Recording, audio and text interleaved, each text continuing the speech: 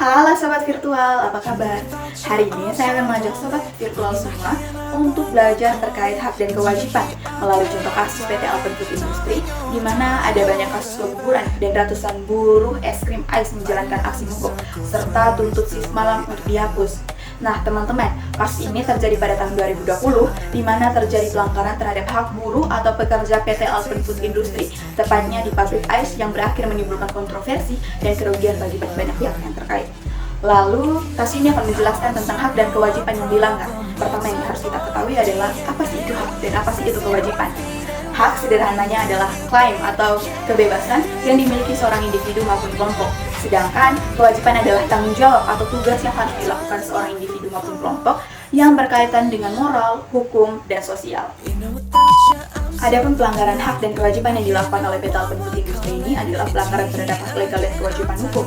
Nah, Sobat Virtual, hak legal ini adalah sebuah hak yang dimiliki oleh seorang individu atau kelompok yang diakui, dijamin, dan dilindungi secara hukum, di mana tertera dalam pasal 86 ayat 1 Undang-Undang Nomor 13 Tahun 2003 disebutkan bahwa setiap pekerja atau buruh mempunyai hak untuk memperoleh perlindungan atas keselamatan dan kesehatan kerja, moral dan kesusilaan, dan perlakuan yang sesuai dengan harkat dan martabat manusia, serta nilai-nilai agama.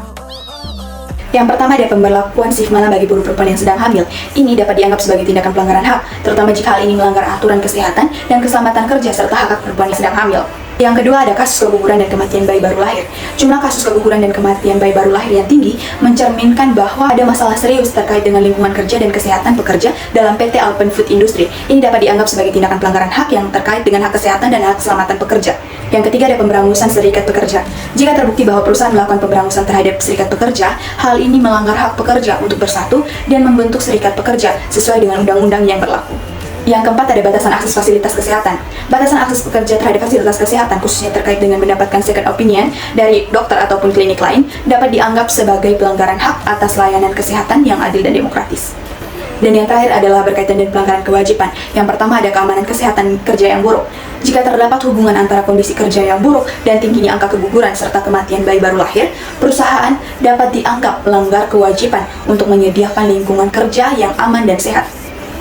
Yang kedua, ada manipulasi pembayaran bonus. Memberikan cek mundur kosong sebagai pembayaran bonus merupakan pelanggaran kewajiban perusahaan untuk memberikan kompensasi yang sesuai kepada pekerja.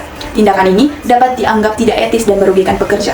Dan yang ketiga adalah pemberian informasi yang tidak jelas. Jika perusahaan memberikan informasi yang tidak jelas atau menyesatkan terkait dengan pembayaran bonus, hal ini dapat dianggap sebagai pelanggaran kewajiban untuk memberikan informasi yang transparan kepada pekerja. Thank you for watching.